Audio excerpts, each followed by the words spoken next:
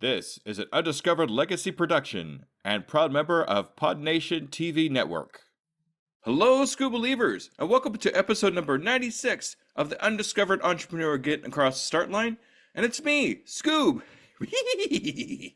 coming at you whatever device you happen to be listening on. Okay, just a really quick announcement before we go too much further. I just joined, Blue Sky, which is, it's kind of like Twitter or X or whatever. It's starting to blow up really big, so I wanted to get on that bandwagon. So if you want to join me on Blue Sky, go to tuepodcast.net/Blue Sky, and you'll get my profile there and follow me. That would be great. Okay, so today we are talking to Joe. Now, Joe is a talented illustrator and surface pattern designer who transformed her career path after being medically retired from the London Police Department, and now is running a successful Etsy shop and Paperly UK that ships specialty papers worldwide. Now, after receiving the diagnosis of autism and ADHD, dyslexia, Joe found her true creative calling and is co-authored in Beyond the Ordinary. Now, if you remember a couple episodes back, I had another woman that was on the show who also co-authored Beyond the Ordinary. I'll put that into the show notes if you want to listen to that episode. Now, this book is featuring stories of neurodivergent creatives and entrepreneur women. Now, something really exciting about Joe too is she is an accomplished curator who once orchestrated an art exhibit in Jerusalem's Old City, bringing together artists from across Israel and successfully selling their works in this historic setting. And without further ado, let's listen to Joe. Salutations, Scoob believers, and we are here again with another amazing entrepreneur. Today we're here with Joe. Hi, Joe. How are you? I'm good, thanks. How are you doing? I'm doing great. Thank you so much for taking the time to be on the Undiscovered Entrepreneur. I really appreciate you. Thanks. All right. So I have one kind of semi-serious question to ask you. Okay, you ready? Okay. Okay, here we go. Are you a Scoob believer? Absolutely, I'm a Scoob believer. All right. Thank you so much for being a Scoob believer, Joe. I super appreciate you. All right. So right here at the very beginning, I'd like to get a little bit of background about who you are, what your entrepreneurial adventure is, and how you actually got to cross the start line in your business. It's a bit of a long story, but to put it into a nutshell, I really struggled after university to get a job. My degree was in graphic design and illustration, but due to my undiagnosed autism and ADHD, and I'm also dyslexic, I really struggled to understand how to get a job. So I didn't do very well. And I went from tumbleweed from one suggestion of someone's job to another suggestion of someone's job. I spent 7 years as a police officer in the Metropolitan Police in London, which didn't serve me very well at all because I'm very, very creative, and it's in my blood to be creative, and I really went down a wrong path. And then I actually got medically retired because I got so burnt out from doing that job that I developed chronic pain, and it was discovered that I have Ehlers-Danlos syndrome. So wasn't able to work again. So I started doing my own thing in my own time and started up my own greeting card business. And so that became quite successful. And we got our greeting cards into John Lewis, which is a department store in Oxford Street in London and in Brent Cross. And slowly, I started getting back into art and design and the things that I loved to do again. I also got married during that time to my lovely husband, Danny, and I've got 4 lovely stepchildren, and I've got 2 grandchildren now. But at the time that I had my business, I struggled again because I developed chronic migraines, and it's been going on until last year, which was actually about 9 years. And it was only through discovering that I'm ADHD and I've got these different disabilities that I could actually understand that I think in a different way, and so I decided that I would take the medication that they were prescribing me for the ADHD, and miraculously it really helped with the migraines as well.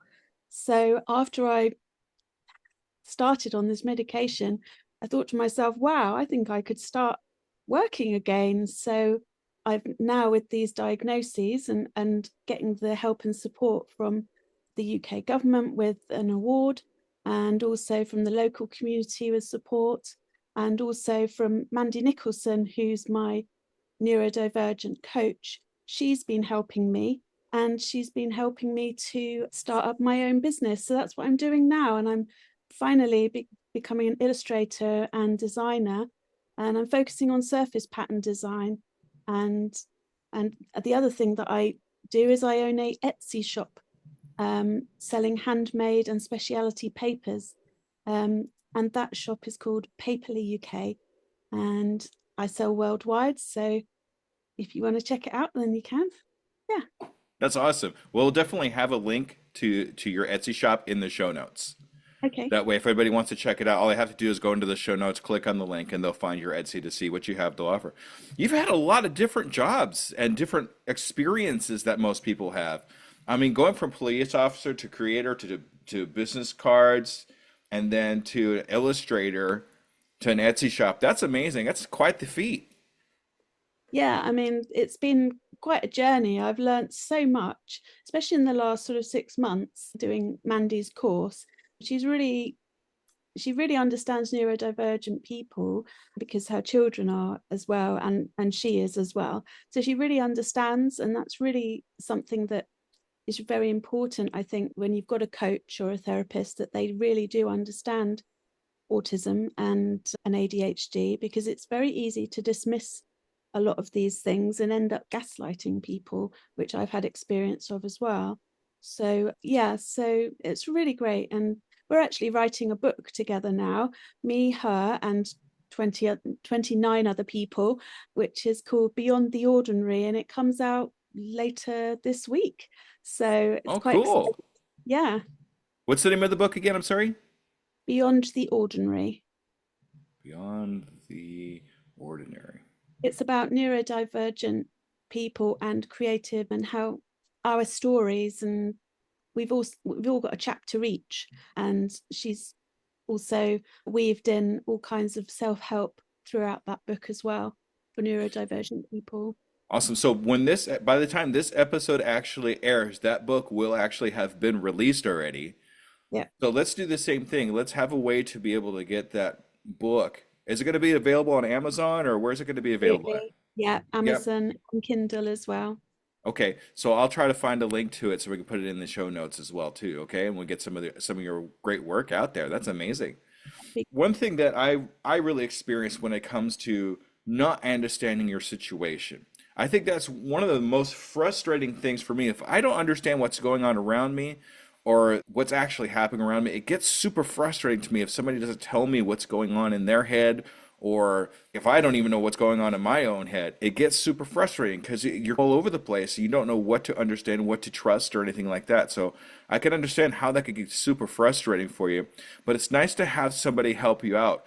Finding a coach that actually understands your situation, maybe even going through the situation that you've been through currently, gives a special perspective about how you think and how you can move on from there. Yes. Yeah, she's got a way that is very nurturing as well, and the way that she makes herself available for video calls 3 times a week with us, with a group of us, and we each get an opportunity to speak and ask questions. It's fantastic, because I when you're an illustrator or freelancer, it can be a little lonely. And unless you've got a community that you chat to about these various things, there's not really anyone to ask apart from Google or ChatGPT. Right. And so having someone who's had that experience, she's worked in corporate businesses, she's managed all kinds of big businesses. And so she's got that knowledge, and she could be working in that arena, but she doesn't want to. She wants to help neurodivergent people who are creatives. So it's very nurturing. I have a special place in my heart a little bit for illustrators and artists in that realm because my daughter is actually an animator. Oh, cool. Yeah, so and she also makes homemade dolls.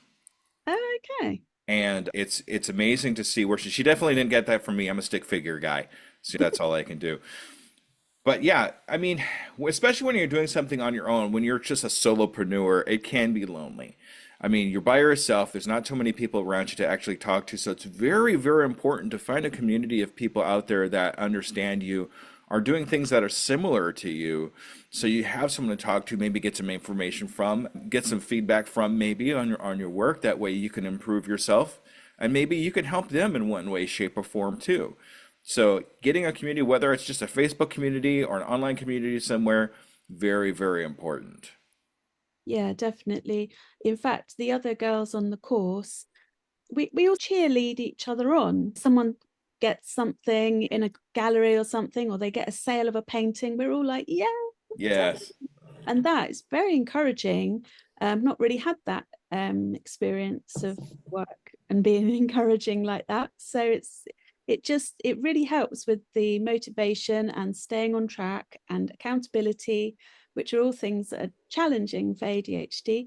And so yeah, it's a really great facility that I've got doing this course.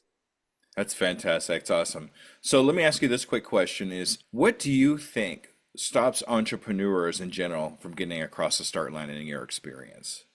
I would say generally for other people, fear.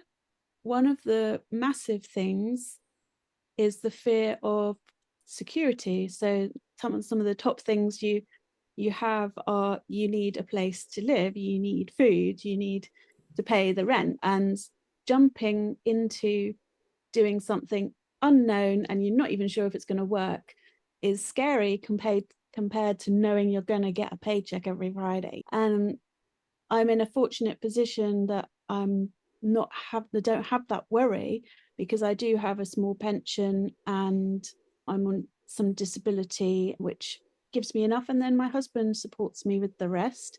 And so for me that doesn't really come into it, but for me the thing that stops me is the perfectionism side of things. So how did you experience that? What was that like? I've always been a bit of a perfectionist. I think sometimes it can go alongside neurodivergence. For me, it borders on the just CD, where just doesn't feel right until you've just tweaked that design a little bit more, and then you realize 3 hours have gone past, and actually you shouldn't have done that for 3 hours because you weren't getting paid for those 3 hours. And it's that kind of thing. And I'm still struggling with it, to be honest. And I am having some therapy at the moment by somebody who is autistic and ADHD themselves. And so it's the best therapy I've ever had. And she's talking to me about this subject specifically and saying it's important to not be judgmental or critical about that, but just to be aware of it and just to be curious as to why it might have happened or why it's it's something that's you feel that you need to do. And so I'm thinking about where does it come from? Why have I developed this? So, but yes, I think the tweaking of designs, I just want to do a bit more, just want to get it just right. That really does waste a lot of time, even though it it, it comes out with something great, but I've spent far too long doing it. I notice a lot too, and my daughter actually tells me a lot about this too, is we are our own worst critics. We really are. I mean, because we want things to be right, we want things to be perfect before we send it out into the world, and then we start getting feedback from it. But I really feel that getting your smallest viable product of whatever it is that you're trying to put together, then putting it out there, and then getting feedback from it, and then tweaking it to people, what people say, hey, this looks great, but maybe if you did this, and just getting some feedback that way. That way you're actually getting feedback from your audience, from the people that have been looking at you and finding out what they think and then making the changes. Because if we wait, we procrastinate, because that's what I've noticed too is perfectionism and procrastination end up being two of the same thing, Yeah. because we want it to be perfect, we want it to be perfect, we want it to be perfect. Okay, now like you said, we've now it's been 3 or 4 hours. We're not getting paid for this at all until we get a product out there to sell. But if we put Right. something out there first, that's good enough. I had a guest that was on not too long ago who says B minus work is good enough, right? Yeah. Then you put it out there, then you start getting feedback from it. So it does stop us a lot from what we're trying to do. Yeah. I think Mandy, actually, my coach, she says 80% is good enough. Get it out there. It's okay. Just get it out there. But it is so hard to actually do. That's the challenge. But I think the awareness is becoming more and more, and I'm starting to do it. But the more that I'm doing that, the more anxious I'm getting about putting it out there. So there's sort of a double-edged sword to it. Still got to work through on that one.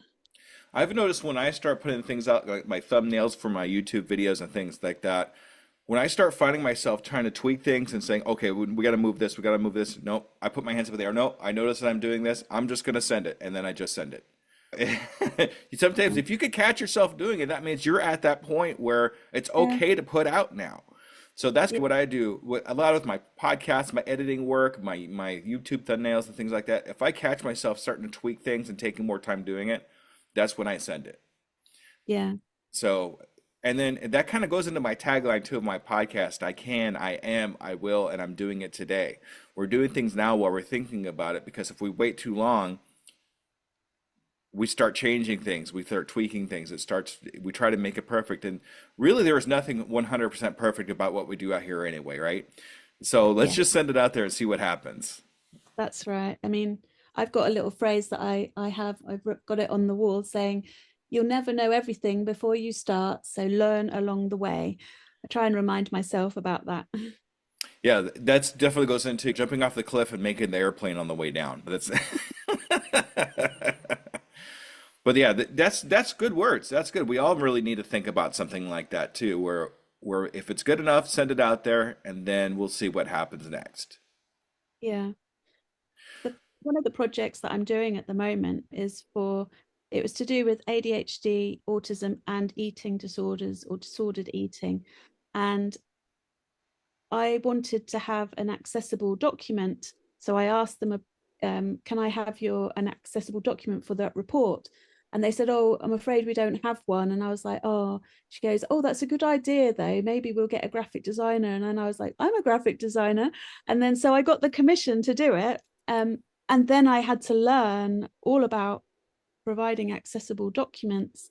And there's a huge thing under there that I had no idea about. So I've been on quite a steep learning curve the last few weeks about learning that as well. Yeah, but it's because we volunteered for something like that. Now we're actually doing a huge learning process that we could actually use later in our entrepreneur adventure, Yeah. whether it be for somebody else or for ourselves. It's Yeah. something that you can do to improve things as you go along.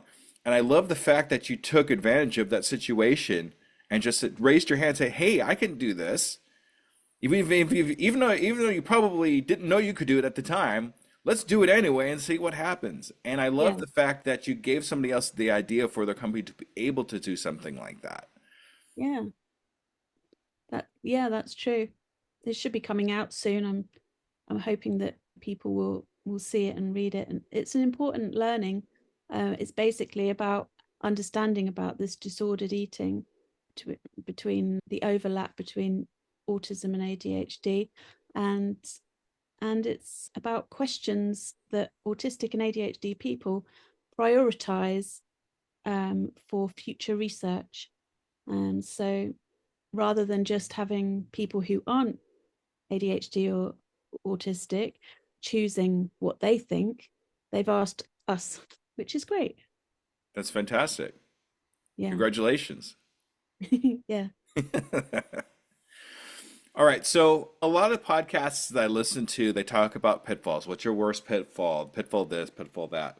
I like to look at it a different way. Do you have a pitfall that you've had happen to you, but you're glad it happened to you? It was a proud moment because of this pitfall or problem, I had this positive thing happen to me after. Have you ever had anything like that before? My pitfall, I suppose, was not being able to get a job. And so I decided to move to London to see if I could get a job. And I was in a house. I didn't know people in the house. And randomly, I met my husband in Starbucks. That's amazing. That's That's awesome. quite a nice one. I like that. It didn't work out the way I thought, but I met the love of my life. That's what's funny, and I don't think I've ever talked about this before, but my wife, I was a server at the time at a Denny's restaurant, and I was going through some rough times at that particular point. But she left her phone number on the table, and on a random just thing, I called her, and we've been married for 15 years. So, Oh, yeah, lovely.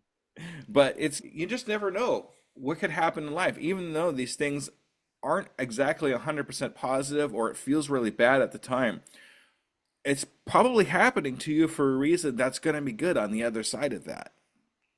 Yeah, there's always good and bad that comes out of things, and just got to embrace the good and step over the bad. There you go. You've talked about several accomplishments that you've put together already. Which one of these, or do you have another one that's your greatest accomplishment you think of up to this point? Sure, what my greatest accomplishment is.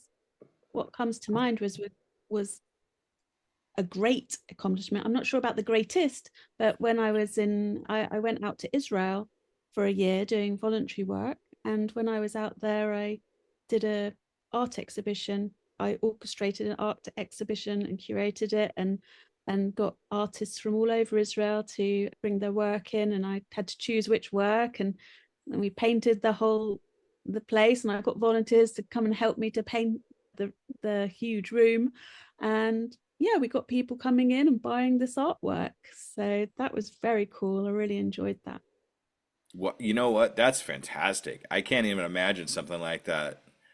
Yeah. Being able to be the spearhead the way for this art expedition. You should do that more often.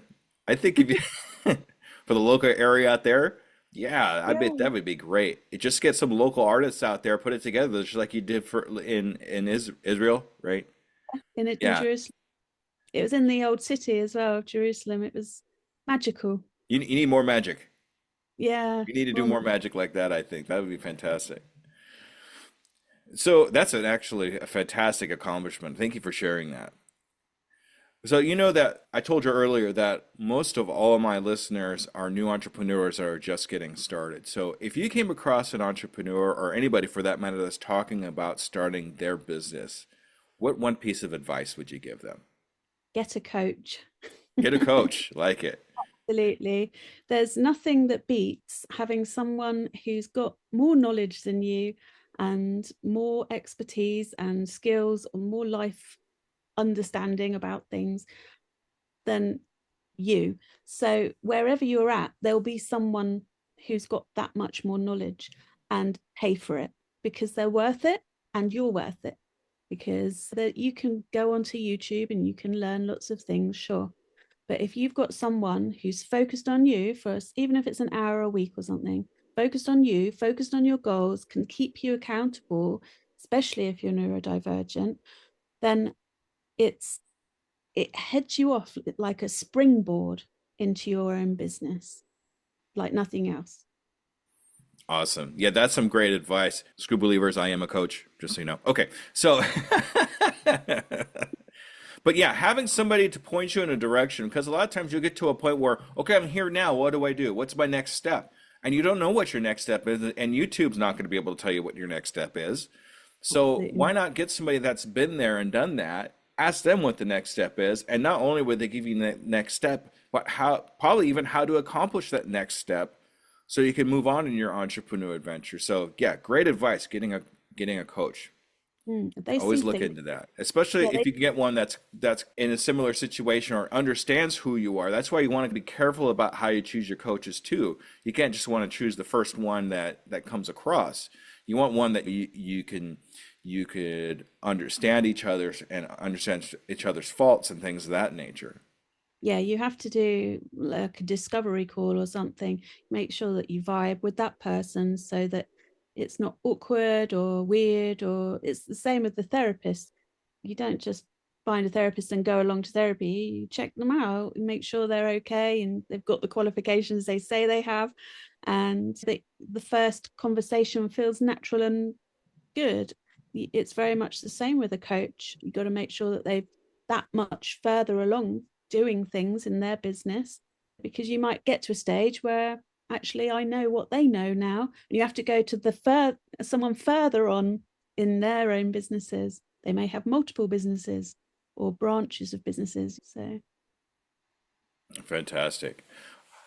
All right, Joe, what I'd like to ask you here, and I ask this of all my guests in my podcast, where do you see you and your company in the next 6 months? What are your 6 month goals? I currently don't have a website for my Paperly UK on Etsy. And even though Etsy is absolutely brilliant, I think that I do need that backup of my own business on my own website there. So that's what I'll be working on, as well as my own graphic design, my own illustration, surface pattern design work. So that's what I'm hoping to focus on in the next 6 months now.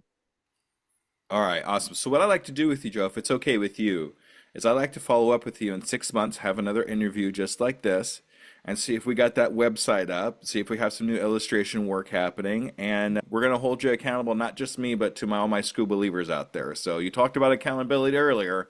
Yeah. This is the big accountability thing for you. Yeah, brilliant. I think, and that's exactly what a coach does. So well done. Yeah, brilliant. All right, Joe, this is what we're going to do here is this is your time to shine. This is your time to advertise yourself. How do we get a hold of you? How do we look at all your awesome stuff? Okay, ready, set, go. So I am a member of the Association of Illustrators in the UK. So you can find my portfolio of work on there at the moment. I'm also on Instagram under Joe Phillips Designs. I'm also on Facebook, Joe Phillips Designs, uh, Infinity Designer. And yeah, you can just contact me. I'm on LinkedIn as well, so you can be able to find me. I'd love to connect. All right. All right, Joe, this has been amazing. I really love hearing your story and where you come from and where you're going to. You got a lot of great things going for you right here, and I think it's just going to get better from here on out. Just keep going. Thank you. Appreciate that. All right. All right, School Believers, thank you for another episode, and make sure you stay tuned for the wrap up. All right, everybody, thank you. Bye-bye. All right, ladies and gentlemen, that was Joe. What a fantastic conversation. I really enjoyed talking to her. But just like most of my other episodes, I do have several takeaways that I think that are just amazing. What seems to be your biggest setback can lead you to your greatest breakthrough. Joe couldn't find work in her field and struggled for years. But this led her to move to London, where she met her husband in a random Starbucks encounter. Life's obstacles often guide us exactly where we need to be at that exact time. So make sure we let that flow. We got to let that happen. Also, your unique challenges can become your superpower. After receiving the diagnosis for autism, ADHD, and dyslexia, Joe did not let these limits define her.